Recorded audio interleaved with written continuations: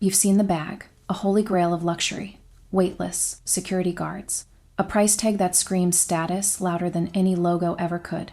The Birkin. But before it became the ultimate flex, it was just an idea tossed over airplane food by a woman who couldn't stop dropping things. That woman was Jane Birkin. British, barefoot, brilliant, and absolutely gloriously chaotic. She wasn't supposed to be fashion's muse. She wasn't polished. She didn't rehearse her charm. She fumbled through fame with an open heart, a scratchy voice, and a straw basket she carried like a purse, even to galas. She wore white tees to black tie events, mascara smudged like it was war paint. And somehow, in that mess, she became a symbol of ease, of rebellion, of beauty without trying too hard. This is the story of how Jane Birkin, the girl who didn't care about design or anything, accidentally created the most sought-after handbag in the world. But to understand the bag, you have to understand the girl. And trust me, Jane was never just an accessory. It all started on a flight from Paris to London in 1981, where Birkin, the actress and singer, found herself seated next to Jean-Louis Dumas, the executive of the legendary French fashion house Hermès. As the story goes, Birkin's belongings spilled all over the floor as they were wont to do,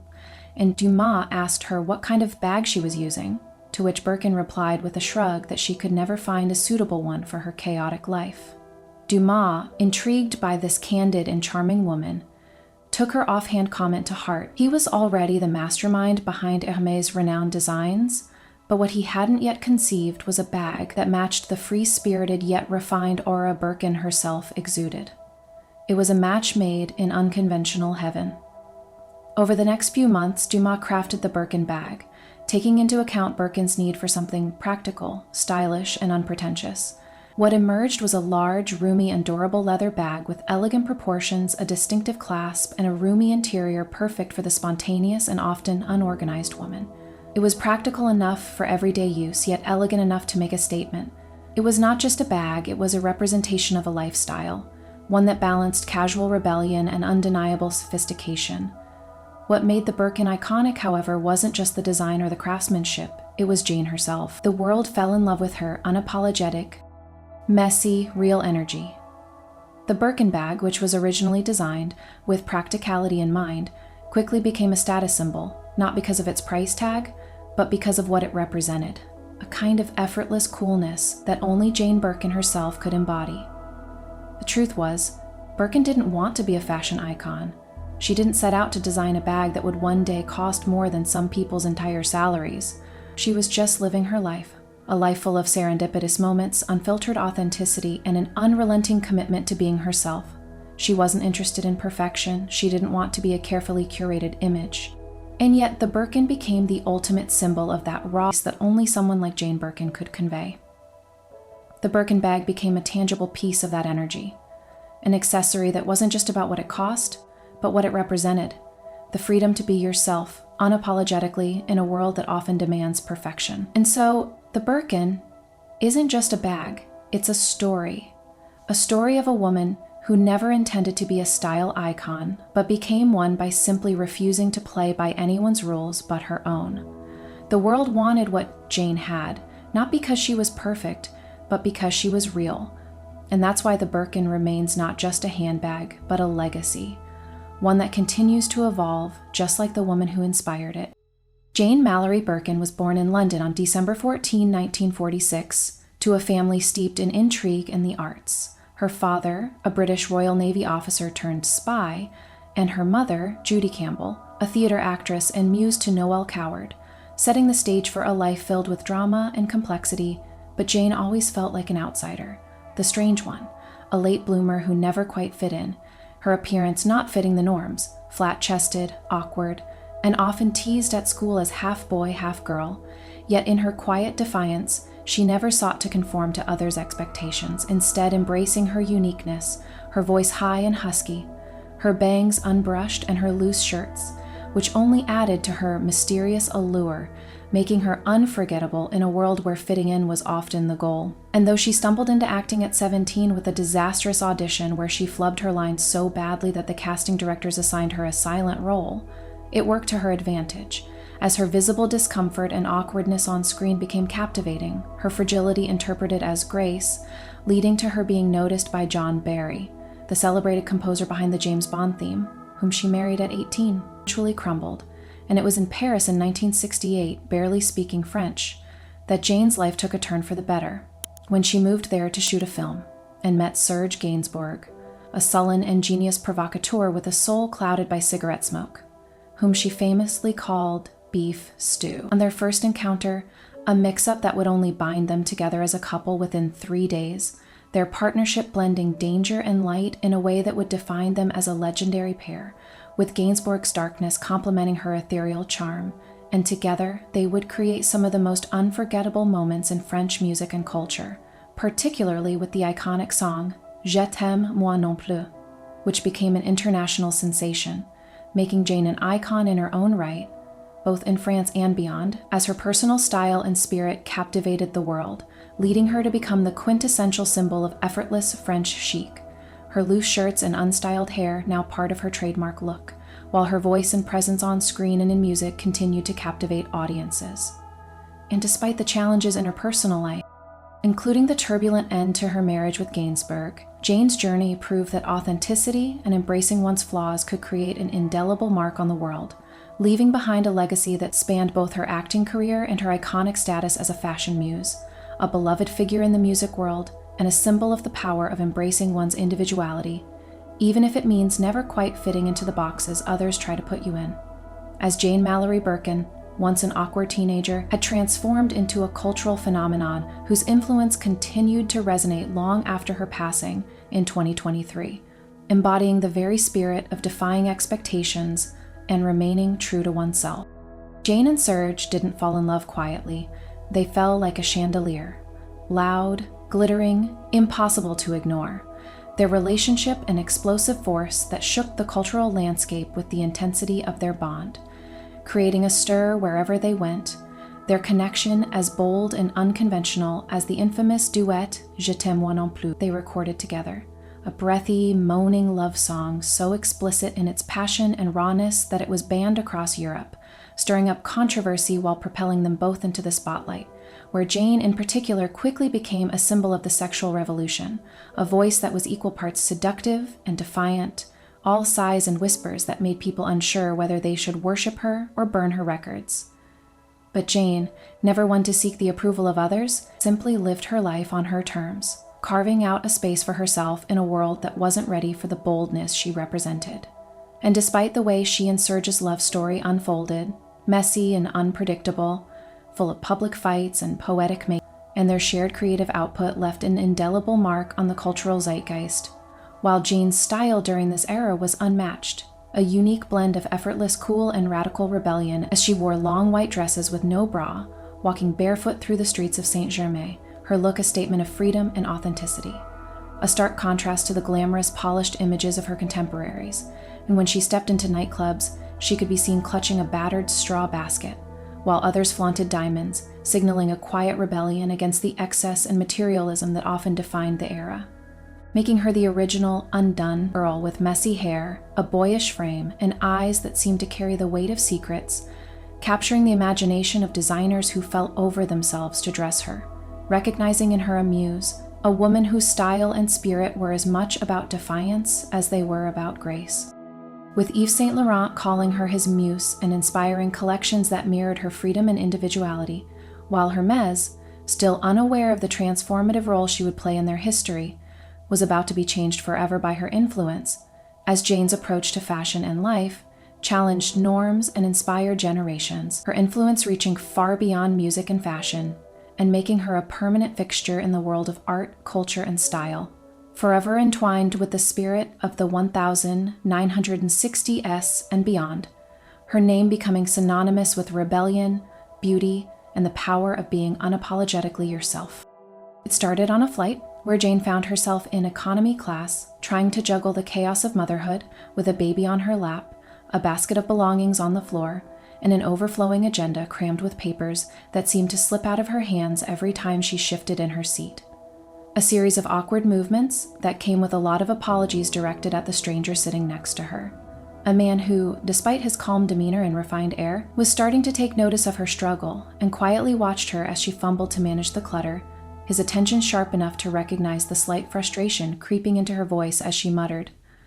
"I can't find a bag that's big enough for all my things, but still elegant," at which point the man, with a soft chuckle, turned towards her, his eyes sparkling with amusement, and replied in a way that could easily be dismissed as just another polite remark, but instead it carried a certain weight, a spark of inspiration that would set in motion an idea that would change the course of fashion history, saying then, "We should make one." To which Jane, never expecting such a proposal from a stranger, let alone the chairman of Hermes, Jean-Louis Dumas himself, smiled,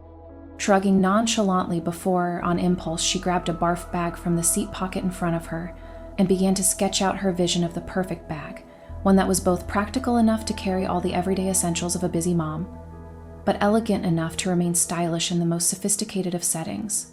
That quick sketch, though rough and unpolished, would prove to be the beginning of an iconic design, one that would come to symbolize both luxury and functionality in equal measure. And, months later, after their brief encounter, Hermes, ever the master of fine craftsmanship and innovation, sent her a prototype of the bag that Jane had unknowingly conceptualized in that moment. And when she finally laid eyes on it, she was taken aback by how perfectly it met her needs. Spacious enough to hold diapers, bottles, and toys, yet stylish enough to carry to dinner parties and evening events. A bag that truly combined both form and function in a way that few others ever had, and when the Hermes team asked if they could name it after her,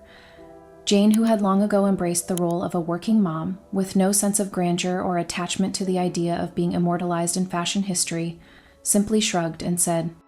"Heat's pleasure," her indifference to the fame that would follow that decision, reflecting the unassuming, down-to-earth attitude she maintained even in the face of a life-changing opportunity. And it was this simple, almost careless response that would go down in fashion lore as the moment that brought about the birth of one of the most coveted and iconic handbags in the world, the Birkin bag, a creation that would come to symbolize the perfect balance between practical utility and luxurious elegance. But what most people didn't know was that, despite its immense fame, Jane herself only ever owned a handful of Birkins, and rather than treating them as delicate artifacts or status symbols, she used them in the most utilitarian of ways,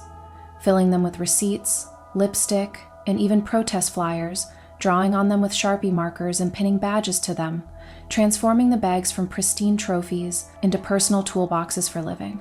living with purpose, authenticity, and an unapologetic refusal to treat luxury as something reserved only for display rather than everyday use, a fact that would become part of the legend surrounding the Birkin, a story not just about a woman,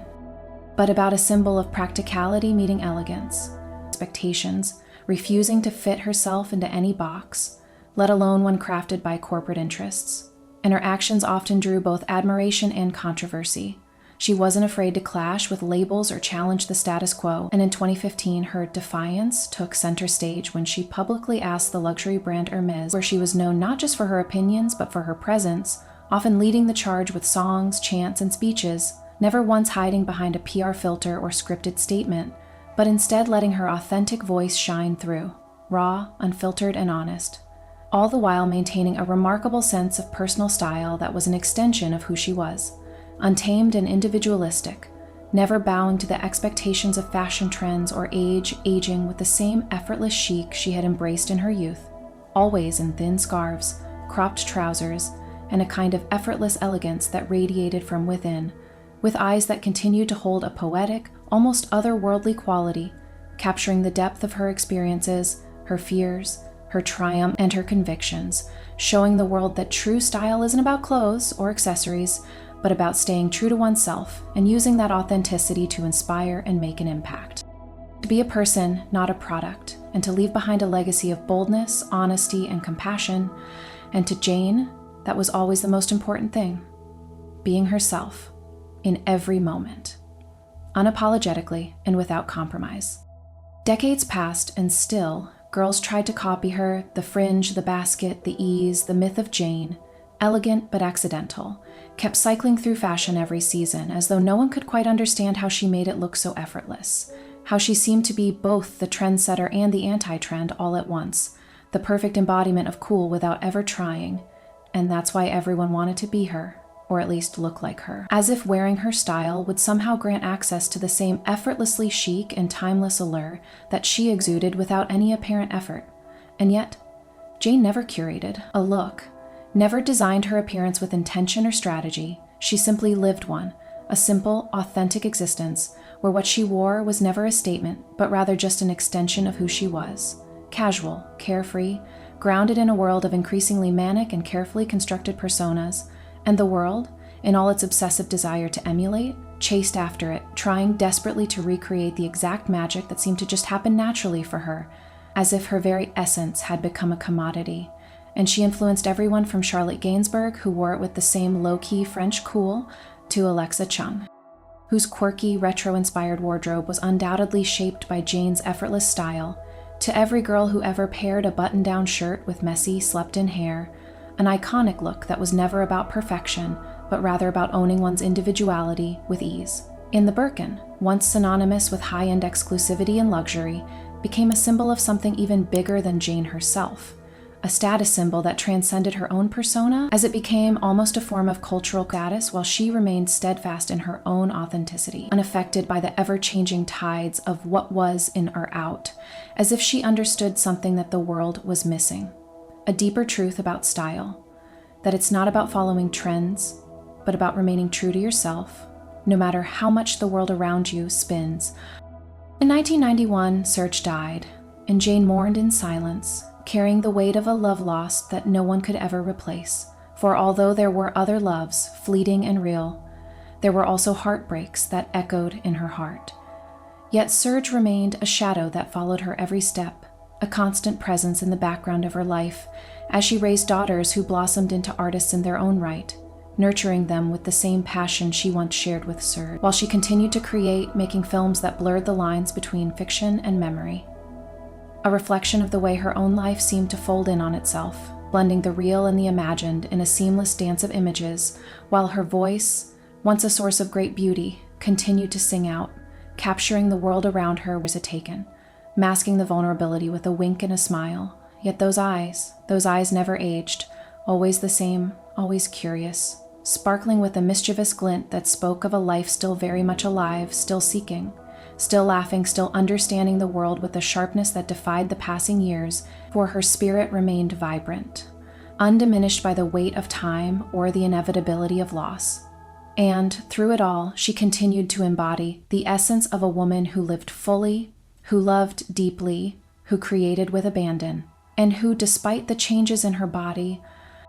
her life, and the world around her, never stopped being the person who had once captured the heart of Serge, whose memory still lingered like a delicate shadow on the edges of her days, never fully gone, but always with her, as she navigated the rest of her life with the same passion and fierce independence that had defined her from the very start,